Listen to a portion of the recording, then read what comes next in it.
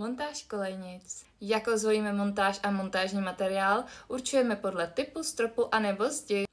Sádrokarton, dřevo, beton, původní staré stropy anebo cihla. V případě sádrokartonového stropu je dobrý, aby v místě kolejnice byl vystužený alespoň OSB deskou. Do stropu se udělá díra, dá se tam držák, kolejnice a šroub. Jsou dva typy držáků, jeden jde vidět a druhý je skrytý a oba dva můžou být v kovovém nebo plastovém provedení. Skrytý držák namontujeme do stropu a nedotahujeme úplně do pevna, pak se přiloží kolejnice a zaaretuje se zamáčknutím držák. Viditelný držák kolejnice se na doraz přimontuje ke zdi a kolejnice se do něj zacvakne.